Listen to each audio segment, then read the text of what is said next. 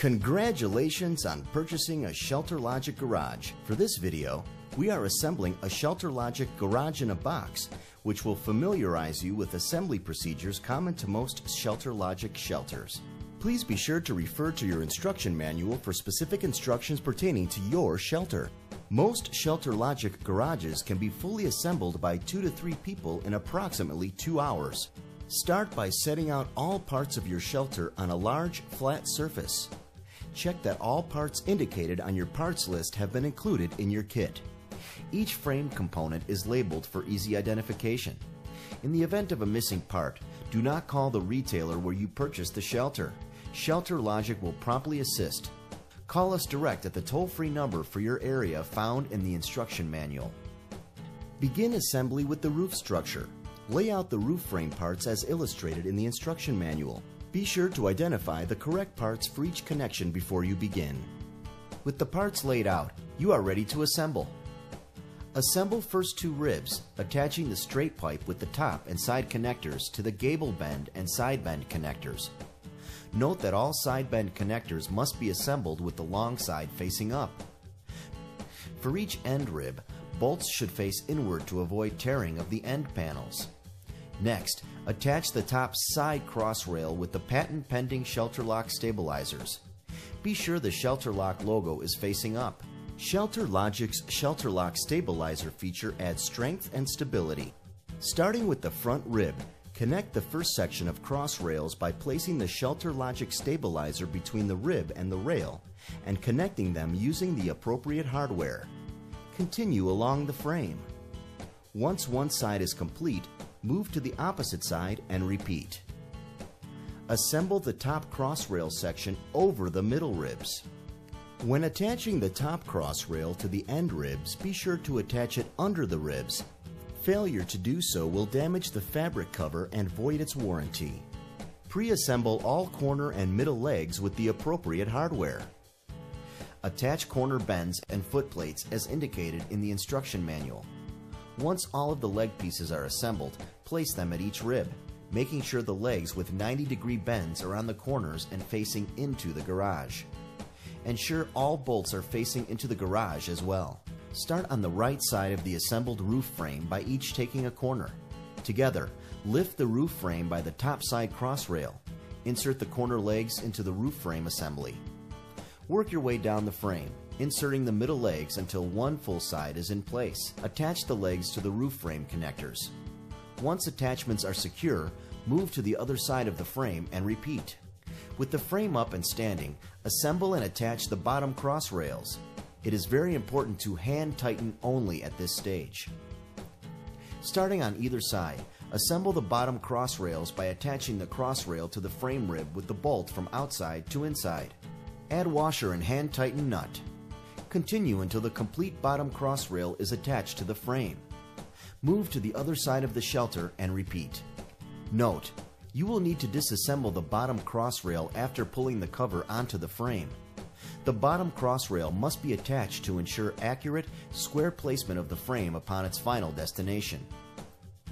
Once the unit is in place, measure the distance of the end rib openings, outside to outside. This measurement should be equal to that noted in the instruction manual.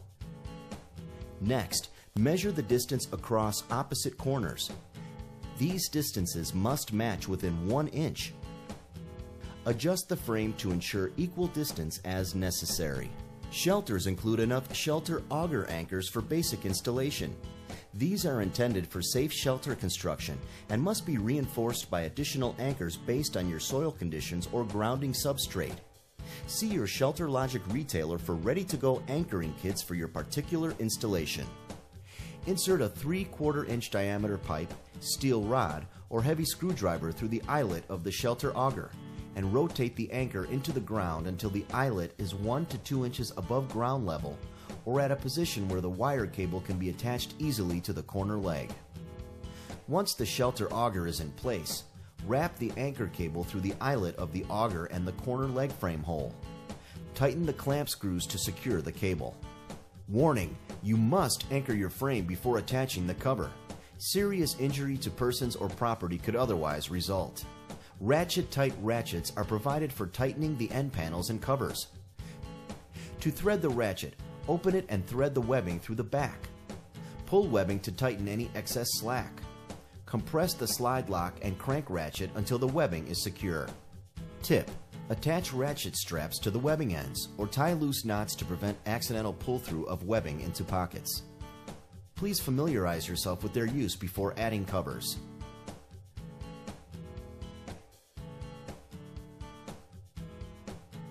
Disconnect the top rail from the end rib by removing the 3-inch screw. Loop the webbing around the end rib. Pass the top cross rail back through the gap between the webbing and rib frame. Reattach the top cross rail to the end rib. Hold the end panel at the top center with the white inner surface facing inside the shelter.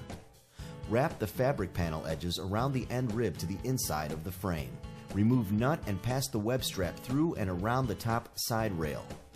Reattach nut and tighten. Repeat for each side of the end rib. Position the end panel so that it is even and centered on the frame before tightening the end top side rail panel with the ratchet straps. Insert the S-hook on the ratchet into the machined hole on the leg bend. Make sure to use the ratchet hole located inside the end rib. Tighten ratchets, alternating from one side to the other until the end panel is completely centered and tightened. Repeat for the zipper door front panel. Make sure zippers are closed when centering and tightening. Do a quick visual inspection to ensure that both end panels are attached evenly. Check inside edges to ensure the cover is snug and even around the roof frame. With both the back panel and door panel in place, you are ready to install the cover. The bottom cross rails must be removed in order to place the rails inside the pipe pockets when installing the cover. Carefully arrange the pieces so you can easily reassemble once the cover is in place. If you are building on a windy day, you may opt to disassemble the bottom cross rail after cover is draped over. Warning: if you are experiencing strong wind gusts or high prevailing winds, please wait for a calm day to finish installation of the cover. Lay the cover next to the frame with the white side, the side with the pipe pockets facing down, in line with the end ribs and the webbing on the front and rear corners of the frame. Tip: attach ratchet straps to the webbing ends or tie loose knots to prevent accidental pull-through of webbing into pockets. Pull the cover over the frame, making sure to center it. Check that there is an equal amount of overhang at all corners. Walk around the frame, pulling on each corner of the cover to even. The cover has sewn-in pipe pockets on both sides. These should line up an equal distance to the bottom of the frame. Assemble ratchets with webbing straps. Place the S-hook of the ratchet into the outside hole of the end rib leg bends. Unzip and roll up the door to allow air and light into the shelter. Fasten the door with white bungee cords.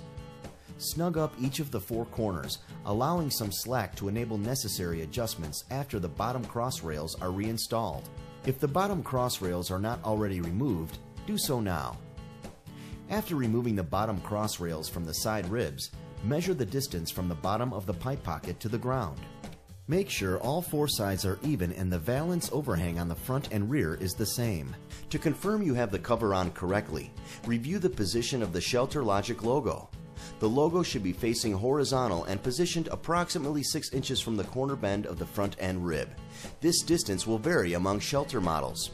Starting at one end, slide the bottom cross rails through the fabric pockets between each leg and reattach with the clamps as done previously. Hand tighten until all cross rails are assembled. Continue to hand tighten each connection point. Repeat the process on the other side until the entire cross rail is attached on both sides of the unit. Do not insert the bottom cross rails through the small pocket flaps. Push down on cross rails and tighten securely for optimum cover flexion. Maintain an even distance from the base of the pipe pocket to the ground. Work your way around the enclosure, ensuring that the bottom cross rail is pushed down evenly. Note: easy slide bottom cross rail connections should be checked periodically for proper tension. Push down and retighten as needed. When the cover is installed properly, you should not be able to get your fingers between the fabric and ribs. It should lay evenly without wrinkles. To ensure maximum lifespan, ShelterLogic recommends using 1 anchor per leg to secure your shelter. Please ask your ShelterLogic retailer, visit our website, or refer to your instruction manual for a complete list of anchor choices.